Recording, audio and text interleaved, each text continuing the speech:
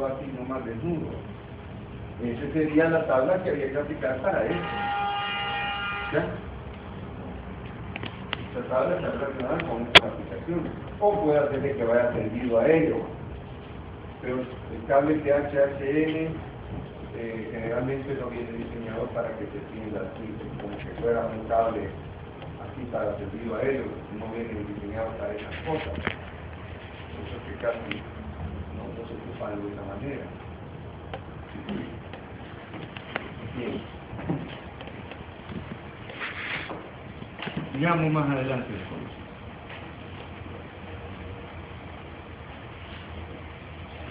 Aquí están algunos detalles de cómo se instalan las tuberías cuando van embebidas en concreto, ¿verdad? Cómo se tiene que disponer de ellas y las separaciones que hay que dar entre tubo y tubo. Eso es lo que se indica acá. Estos son en el caso que vayan enterradas y este en el caso que van directamente enterrados. Hay unos cables que no necesitan que tú los pongas dentro de un ducto. Simplemente haces la zanja y ahí metes el cable ahí, lo tiras de un solo. No necesitas más cosas. Por eso es que te presentan estos detalles. Hay otros cables también que los he visto que los llevan en una canaleta. ¿Ya? Principalmente cable de potencia. Lo meten dentro de una canaleta y la canaleta está llena de arena. El cable va ahí adentro, sin tubería ni nada, uno más colocado, con otras aplicaciones, pero que también son factibles. Bien, veamos esta otra tabla. Esta tabla es una tabla de rotor bloqueado. Esa tabla se aplica para motores. ¿Ya? Todo motorcito tiene en su dato de placa una letra código. ¿Ya? Letra código A, letra D, letra, etcétera, ¿no? Entonces, ¿para qué sirve esa letra? Esta letra sirve para ver cuál es los kilovoltamperes del rotor bloqueado que maneja ese motor. ¿Y qué son los kilovoltamperes del rotor bloqueado? Esos son los kilovoltamperes que demanda el motor en el arranque. ¿Ya? Cuando un motor arranca, se manda 3, 4, 5, 6, 7 a N corrientes o N veces la potencia nominal. ¿Ya? Entonces, por ejemplo, un motor clase H, ese varía entre 6.3 y 7 veces la potencia nominal del motor. ¿Ya? Unos clase N, por ejemplo, anda entre 11 y 12 veces, demanda de 11 a 12 veces más corriente en el arranque. Uno clase A solamente de 0 a 3.14 veces, eso es de los más nobles, digamos, casi no demandan corriente en el arranque. Para eso sirve esa tabla. También esta tabla te sirve para saber cuál es la reactancia del transformador, del motor, la reactancia de cortocircuito. El inverso de 3.14 es la reactancia de ese motor. Es interesante. Por ejemplo aquí, de 6.3 a 7, el inverso de 7 es la reactancia de ese motorcito. ¿Ya? La reactancia del cortocircuito de este motor.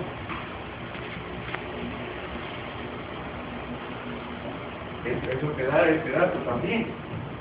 Además que te da los kilovoltamperes por HP de rotor bloqueado, además de eso, el inverso de este valor te da la reactancia de la máquina.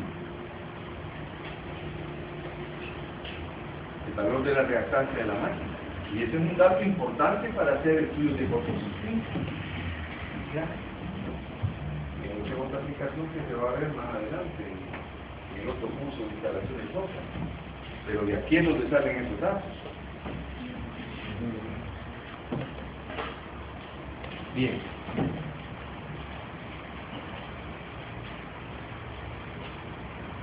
Duty cycle, ciclo de trabajo. Esto lo que se dice es cuánto tiempo el motor opera de forma continua, digamos, en el día. Esta tabla es muy raro que se cumpla. Veamos esta otra tabla te da los rangos de las protecciones que deben de tener los motores. ¿Ya?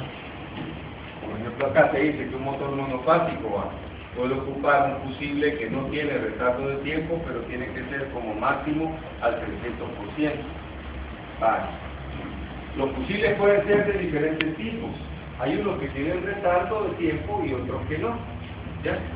Este es non-time delay use. Es un fusible que no tiene retardo de tiempo. Es decir, es un fusible instantáneo. ¿Ya? Inmediatamente que se da la falla, ¡pum!, se abre. Un fusible bastante rápido. En cambio, este de aquí es un fusible de doble elemento. Este es un fusible que tiene retraso de tiempo. ¿Ya? Retraso de tiempo. Entonces, en un fusible de este tipo, aplicado a un motor, tú lo puedes sobredimensionar hasta 300 veces la corriente nominal del motor. Es decir, si el motor consume 10 amperios y tú vas a ponerle un fusible que no tiene retardo de tiempo, entonces le vas a poner 10 por 300 sería 30 amperios, le vas a poner un fusible de 30 como máximo. ¿Ya? Pero si ocupas el mismo motor de 10 amperios, pero ocupando con un fusible de doble elemento, lo máximo que le vas a poner es uno de 17.5 amperios, o sea, un fusible de 15 amperios. ¿Ven? ¿Cuál es la diferencia entre uno y otro? Esto en el caso que ocupe un circuit breaker, y esto en el caso que ocupe un breaker de tiempo inverso. Casi todos los dispositivos de protección son de tiempo inverso. ¿Qué quiere decir eso? Que tienen una curva como esta, curva de tiempo inverso. Curva de tiempo inverso. Es una curva de este tipo, ¿no? Esta es una curva de tiempo inverso. Aquí tenés tiempo y aquí tenés n veces la corriente nominal. Esta tangente en este punto, la tangente en este punto, corresponde con la corriente nominal del fusible, digamos, o del circuit breaker. Digamos que este sea un fusible de 30 amperios, entonces esta corriente nominal sería aquí 30 amperios. Esta es una curva típica de un dispositivo de protección de tiempo inverso. Puede ser un fusible de tiempo inverso o puede ser un interruptor de tiempo inverso. O un relevador también de tiempo inverso. Esta es la curva típica. ¿Y por qué se le llama de tiempo inverso? Porque a mayor corriente va menor tiempo de apertura. Por eso se llama de tiempo inverso. Mientras más grande sea la corriente de cortocircuito o de falla que tenga el equipo, más rápido se va a accionar el dispositivo. Por ejemplo, digamos que sea un fusible, ¿no? Este fusible de 30 amperios, cuando llegue a 30 amperios, como es tangente a la curva, ¿no? Supuestamente, en teoría, nunca se va a disparar. ¿Ya? Pero si vos le pones 35 amperios, por aquí, digamos, 35 amperios, entonces te venís para arriba y cortás a la curva, la cortaste por acá, digamos. Ahí medís, te da, qué sé yo, 10 horas, digamos. Quiere decir que dentro de 10 horas, ¿verdad? Si la corriente se mantiene en 35 amperios, hasta entonces el fusible se va a fundir y va a abrir. ¿De acuerdo? Pero si ahora en vez de 35 amperios resulta que son 300 amperios, entonces resulta que ahora va a abrir en 5 segundos, por ejemplo. ¿Ya? A medida que la corriente de falla es más grande, el tiempo de apertura del dispositivo es más rápido. Si en vez de 300 son 3000 amperios, va a abrir en 50 milisegundos, por ejemplo.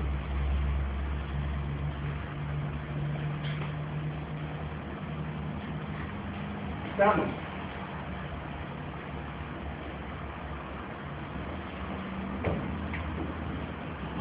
Un interruptor, un circuit breaker, un térmico como el que ustedes tienen en su casa. Esos interruptores se abren en 10 milisegundos. ¿Ya? Y menos de ese tiempo ya no se puede conseguir.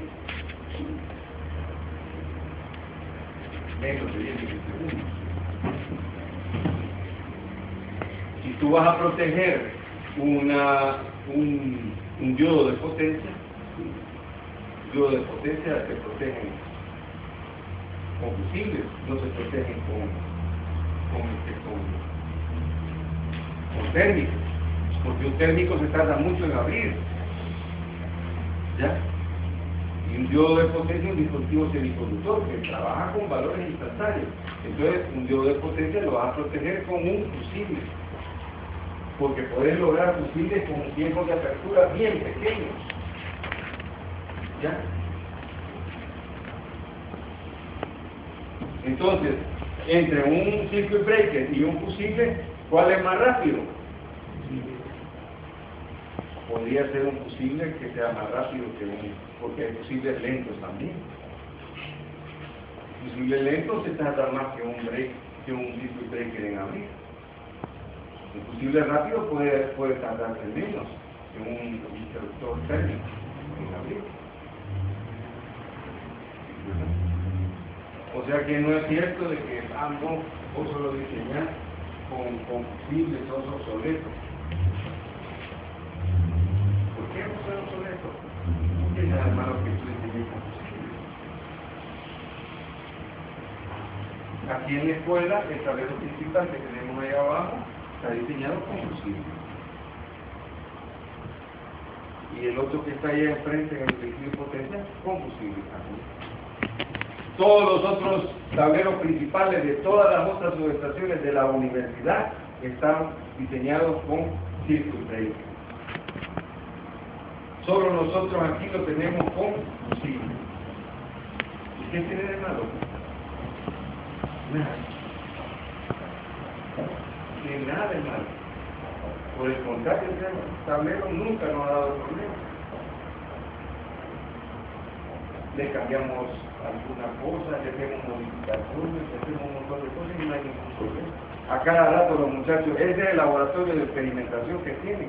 Ahí van a meter todas sus tenazas, meten todas sus cosas para medir, meten equipos de armónicos, meten todas cosas ahí, en ese tablero. O sea que el diseño no puede restringirse sobre los térmicos. ¿Por qué? Porque los térmicos son más nuevos. No, mentira. Se puede diseñar combinado incluso térmicos con fusibles. No importa, depende de su diseño. Nosotros vimos que para este lugar no necesitamos colocar termomagnéticos. Un fusible era suficiente. Y así lo diseñamos en el tablero principal. Por cierto que nos lo querían cambiar, pero no nos dejamos que lo cambiaran. Dijimos que nos pusieran en que no querían. Vaya, ok, veamos que otras cosas más. Estas son unas tablas de corriente que demandan los motores, ¿verdad? Motores de corriente directa, ahí están los que demandan.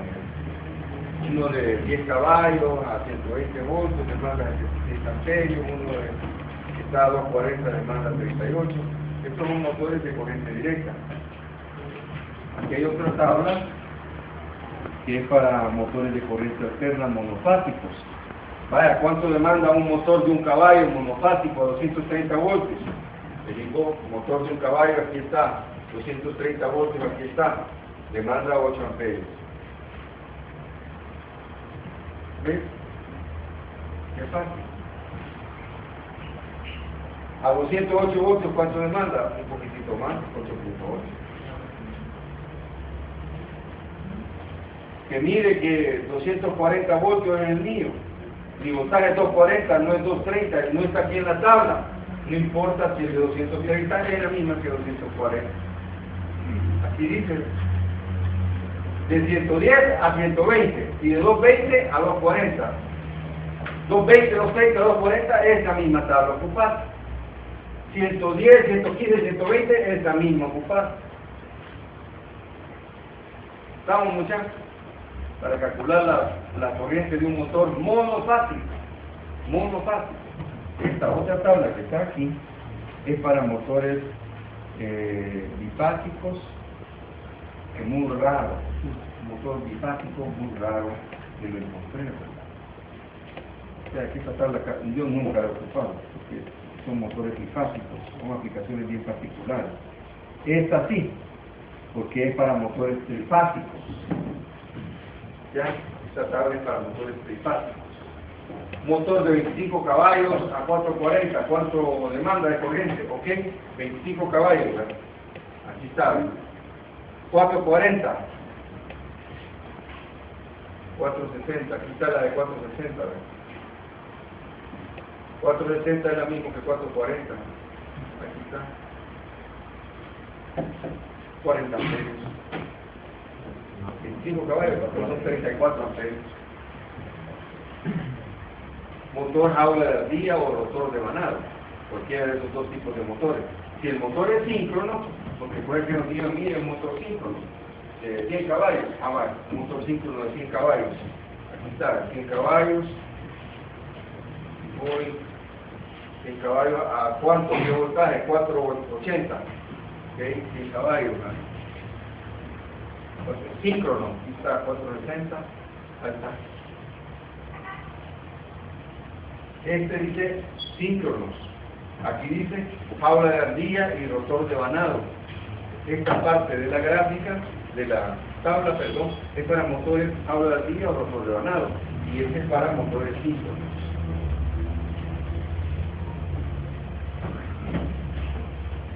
Motor jaula de ardilla, rotor de vanado, ahí me encuentran ustedes por todos lados. ¿Ya? En ascensores, en bombas de agua, en máquinas de herramientas, en tornos, fresadoras, en los ventiladores, todos esos motorcitos son jaula de ardilla o rotor de vanado. Motor síncrono es un motor bien especial. Se llama síncrono porque trabaja en sincronismo con la frecuencia de la red. Van amarrados ahí.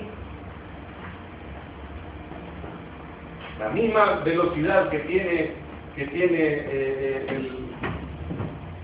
no tienen deslizamiento estos motores, los motores síncronos. Se caracterizan principalmente porque son motores de velocidad constante. ¿Ya?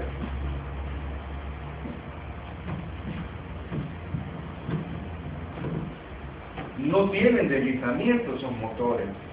Son motores más caros, mucho más caros que un motor de rotor de vanado o jaula de ardilla. Mucho más caros. Y además, estos motorcitos tienen una fuente de corriente directa. Trabajan con dos fuentes. Una fuente de corriente alterna y otra fuente de corriente directa. Esa es la diferencia. Un motor bien especial. Es un motor que tú lo puedes ocupar para corregir el factor de potencia, para adelantar el factor de potencia o para retrasarlo. ¿Ya? Hay una formulita clave, F es igual a P por N sobre 120, donde P es el número de polos y N es la velocidad en RPM. F es la frecuencia.